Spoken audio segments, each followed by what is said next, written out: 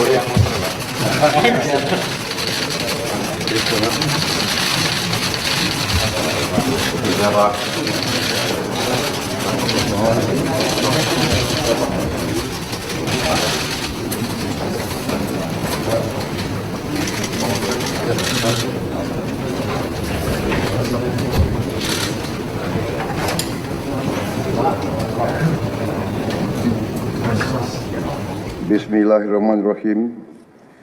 Assalamualaikum warahmatullahi wabarakatuh. Selamat siang. Salam sejahtera bagi kita sekalian. Shalom, Om Swastiastu, Namo Buddhaya. Salam kebajikan, Rahayu Rahayu. Saudara-saudara sekalian, para anggota Kabinet Merah Putih yang saya hormati dan saya banggakan, Wakil Presiden yang saya hormati, para Menko, Ketua Dewan Ekonomi Nasional, para Ketua Badan, Panglima TNI, Kapolri, Jaksa Agung yang saya hormati, Kepala BIN, saudara-saudara sekalian, sekarang saya kira adalah suatu momen bersejarah. Ini adalah sidang kabinet paripurna pertama yang saya pimpin. Kabinet yang kita sepakati, kita beri nama Kabinet Merah Putih untuk menjadi suatu simbol persatuan, simbol kebersamaan, simbol kebangsaan. Saya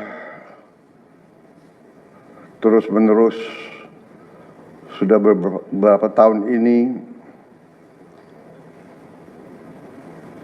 maju ke hadapan rakyat Indonesia, kepada semua pemimpin politik, pemimpin masyarakat, pemimpin agama, pemimpin pengusaha. Saya terus-menerus menekankan pentingnya persatuan. Sumber kunci keberhasilan kebangkitan suatu bangsa dalam sejarah manusia berabad-abad, kuncinya adalah bila elitnya bisa kerjasama, bila elitnya bersatu. Persatuan ini artinya adalah kita bisa sepakati mana adalah kepentingan nasional yang inti, mana adalah kepentingan nasional yang vital bagi kelangsungan hidup bangsa kita. Kita masing-masing punya kepentingan politik masing-masing. Kita masing-masing punya kepentingan kelompok masing-masing. Tapi manakala kita sudah bicara tentang bangsa dan negara, kita harus sepakati kepentingan nasional yang vital. Saya meyakini bahwa kepentingan nasional vital kita tentunya harus kita sepakati adalah kemerdekaan dan keutuhan NKRI. Keutuhan Negara Kesatuan Republik Indonesia. Dan untuk menjamin keutuhan dan kelangsungan hidup Negara Kesatuan Republik Indonesia, kita harus dengan handal, dengan cerdik, dengan pandai, bisa menjaga dan mengelola kekayaan bangsa kita. Hanya apabila kita bisa menjaga dan mengelola dengan baik semua kekayaan kita,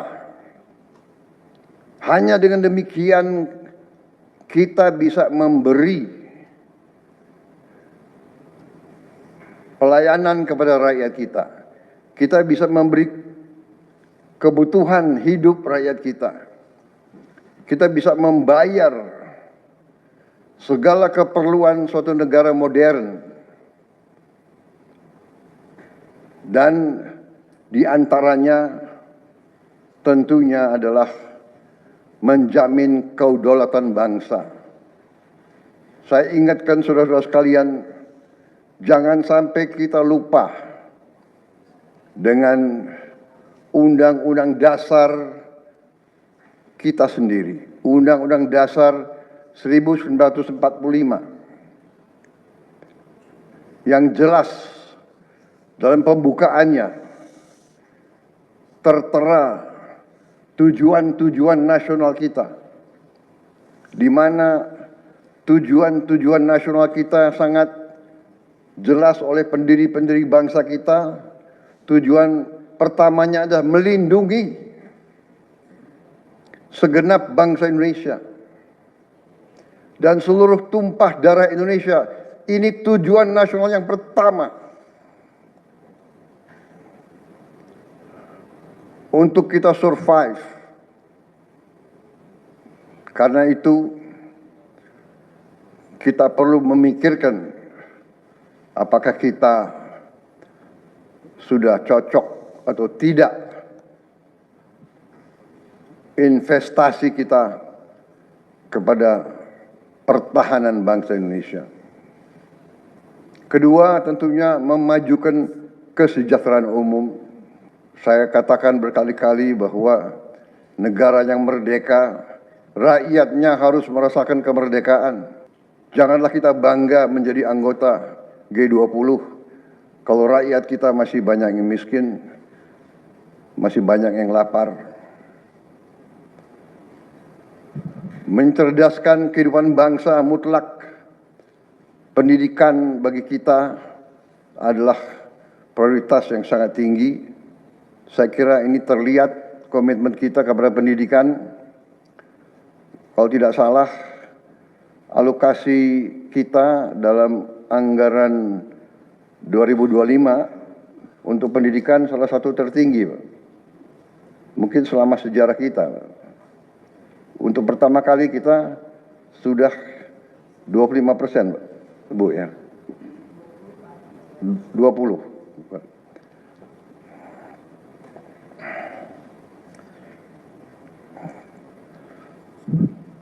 Jadi masalah pendidikan sangat utama. Ya tentunya tujuan nasional keempat kita juga hadir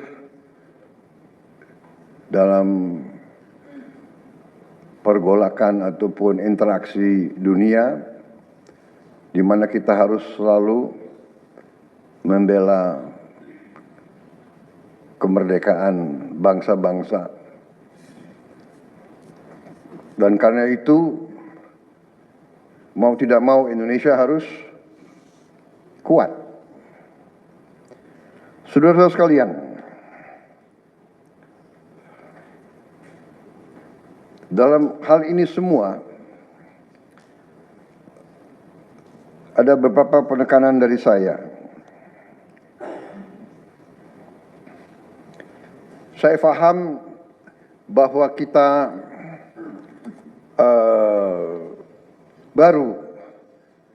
baru dilantik, saya saja baru 3 hari. Saudara-saudara baru 2 hari dilantik. Dan saudara-saudara, saya persilahkan secepat mungkin, terutama bagi menteri-menteri yang baru, silahkan konsolidasi sendiri, mengatur sendiri secepat mungkin administrasi saudara dan tim saudara di kementerian dan badan masing-masing. Penyusunan tim sangat penting. Tim yang baik, tim yang bisa kerjasama akan memudahkan kita mencapai target-target yang kita tentukan. Saudara-saudara, saya sangat mengutamakan kerjasama sebagai tim. Untuk itu, dalam waktu dekat, saya akan mengajak saudara-saudara ke Magelang, di mana kita akan melaksanakan beberapa hari menambah pembekalan. Kemudian kita akan adakan koordinasi di tempat di Magelang, Jawa Tengah, di kawasan Akademi Militer. Hal itu saya nilai bahwa akan membawa banyak manfaat, karena sesungguhnya lahirnya Republik kita memang proklamasi di Jakarta, tetapi ujian proklamasi berada di daerah-daerah di mana pejuang-pejuang kita melaksanakan perebutan kemerdekaan secara fisik. Dan daerah Magelang merupakan suatu sentra perlawanan kita terhadap penjajah. Mulai ratusan tahun dikenal sebagai daerah perjuangannya Pangeran Diponegoro di antara 5 gunung. Itu saya kira cukup membawa suatu aura tradisi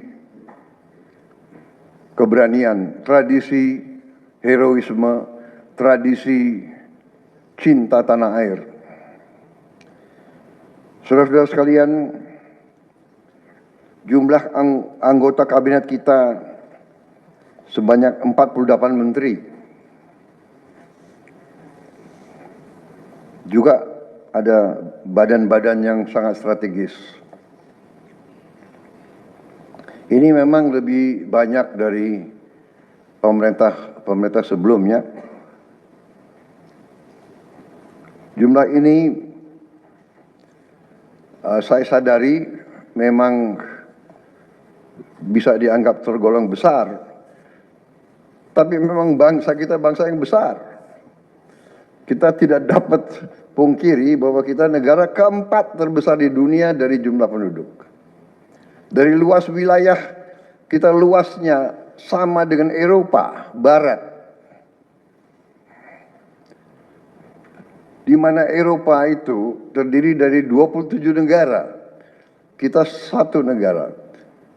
Mengelola Eropa itu membutuhkan 27 menteri keuangan, 27 menteri pertahanan, 27 menteri dalam negeri. Saudara-saudara, kita seluas Eropa. Saudara-saudara sekalian, kita juga memilih sistem politik demokratis. Kalau kita negara otoriter, mungkin kita cukup menjalankan semua dengan jumlah penduduk yang sedikit. Jadi saudara-saudara, ini tidak masalah. Yang penting kita bekerja dengan efisien. Yang penting kita tidak bekerja dengan seenaknya.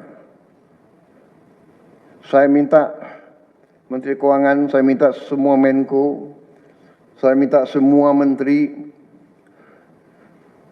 telusuri lagi alokasi APBN. Pelajari lagi DIPA, pelajari lagi. Saya minta detail. Kegiatan-kegiatan yang terlalu seremonial, terlalu banyak seminar, terlalu banyak sarasehan, terlalu banyak konferensi, terlalu banyak perjalanan luar negeri, mohon dikurangi.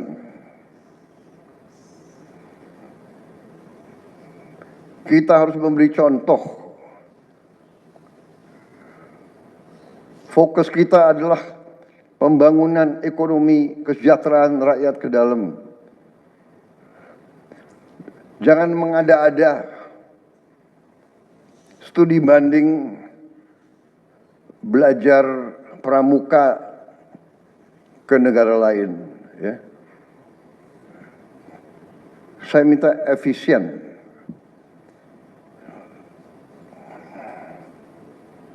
Saudara-saudara, kalau saudara perhatikan dalam pemerintahan yang saya bentuk, saya perkuat kepala staf kepresidenan. Saya perkuat itu, saya ada tambah lagi Badan Pengendalian Pembangunan dan Investigasi Khusus. Tugas mereka adalah memonitor semua program, semua proyek yang kita akan lancarkan. Saya juga membentuk suatu badan baru, Badan Percepatan Pengentasan Kemiskinan. Badan ini akan mempelajari, akan mengikuti semua program-program perlindungan sosial, semua program-program bantuan ke bagian golongan rakyat yang masih perlu bantuan, intervensi. Bukan saya ingin mencampuri pekerjaannya kementerian-kementerian, tidak. Tapi saya ingin membantu. Di mana ada bottleneck, di mana ada kesulitan, segera kita atasi. Marilah kita jujur mengakui bahwa birokrasi di kita sangat terkenal. Sangat terkenal.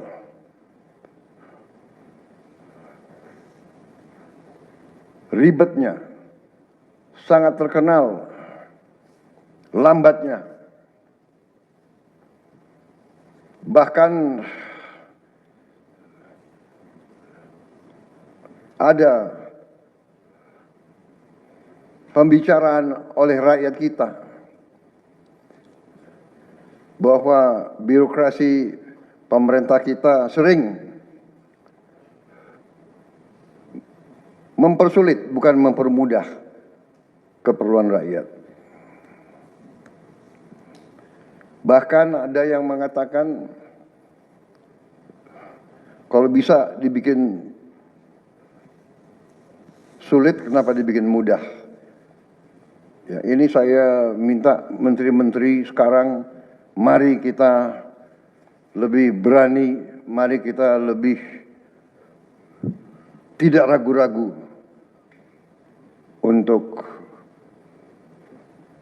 memberi pelayanan yang terbaik kepada rakyat kita. Jangan ragu-ragu kalau saudara tidak puas dengan pejabat-pejabat di bawah Anda, laporkan, segera kita ganti. Begitu banyak orang yang mau mengabdi. Tidak ada orang di sini yang kebal, yang tidak patuh, tidak bekerja keras untuk bangsa dan negara dan rakyat. Saudara saya beri wewenang, copot segera. Suruh tinggal di rumah aja, daripada bikin susah kita.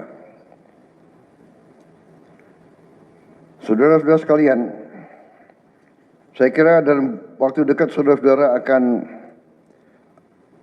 segera menyiapkan program kerja saudara masing-masing. Saya beri kesempatan segera, dan sewaktu-waktu terus saya akan panggil koordinasi.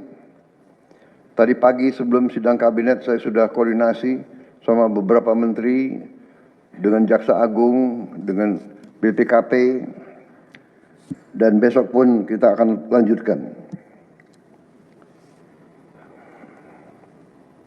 Ada beberapa pengarahan dari saya, Menteri Bappenas, pastikan semua program dan kegiatan di semua kementerian lembaga mempunyai kontribusi yang signifikan, terukur, dan saling bersinergi. Pelajari kembali semua proyek. Jangan ada proyek yang mercusuar.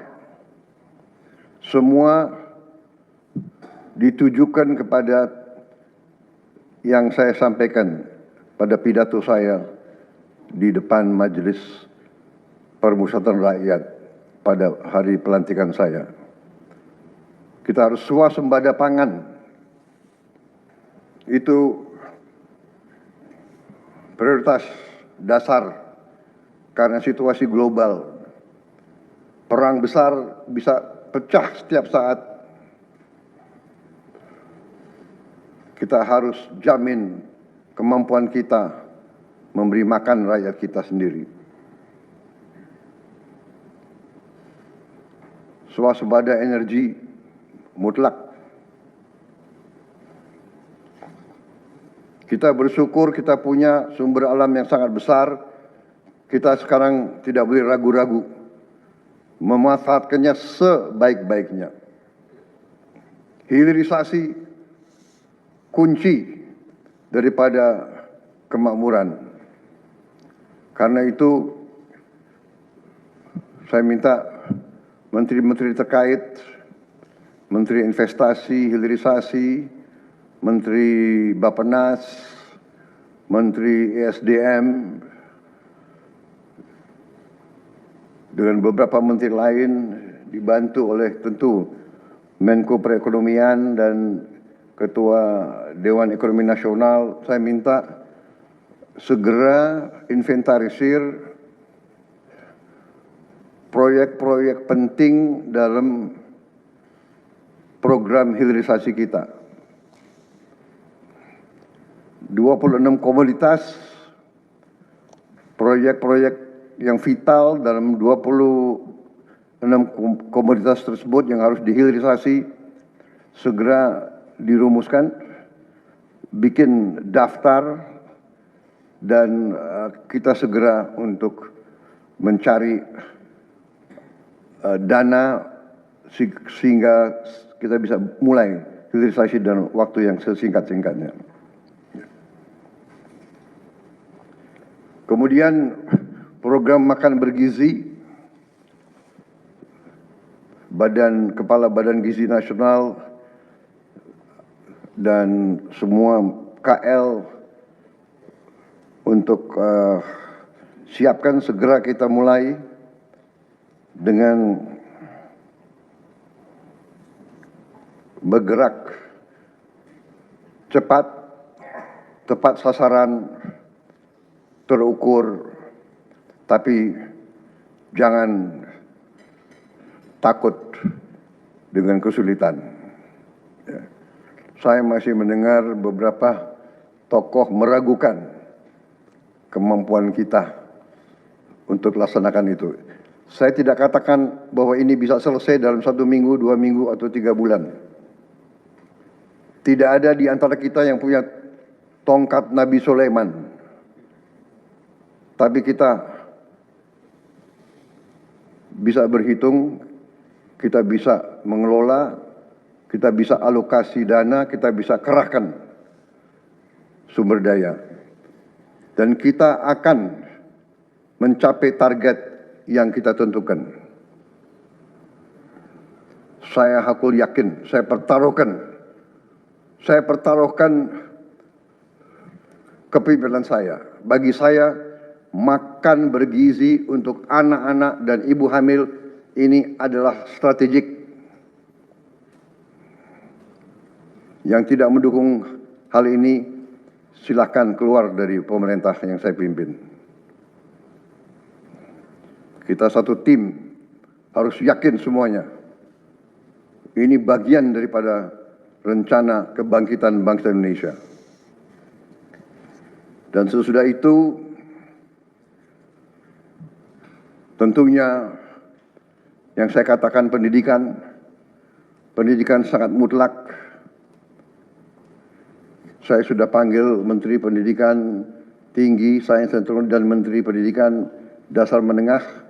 Kita sudah mempunyai gambaran besar bagaimana kita segera akan menyentuh semua anak-anak kita. Kita akan gunakan teknologi untuk mempercepat membawa pendidikan kepada anak-anak kita.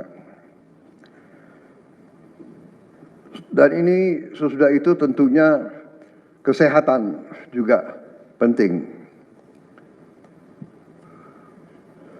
Demokratisasi yang paling cepat, yang paling dirasakan oleh rakyat adalah pendidikan dan kesehatan. Kalau kita bisa memberi pendidikan yang terbaik untuk anak-anak kita, kesehatan yang memadai untuk seluruh rakyat kita, itu adalah demokrasi yang sebenarnya. Saudara-saudara, Menteri Kesehatan teruskan reformasi kesehatan, atasi kekurangan dokter dan tenaga kesehatan. Kita punya program khusus, nanti kita bahas tersendiri. Ini semua harus ditopang oleh pertahanan yang kuat, penegakan hukum yang tidak ragu-ragu. Saya minta Jaksa Agung, Kapolri, BPKP, Badan Intelijen Negara, fokus ancaman yang berat bagi kita, judi online, narkoba, penyelundupan, penyelewengan, korupsi, kebocoran. Hanya dengan penegakan hukum yang tegas dan intelligence yang baik, bukti-bukti yang kuat, bisa kita segera mitigasi hal ini semua.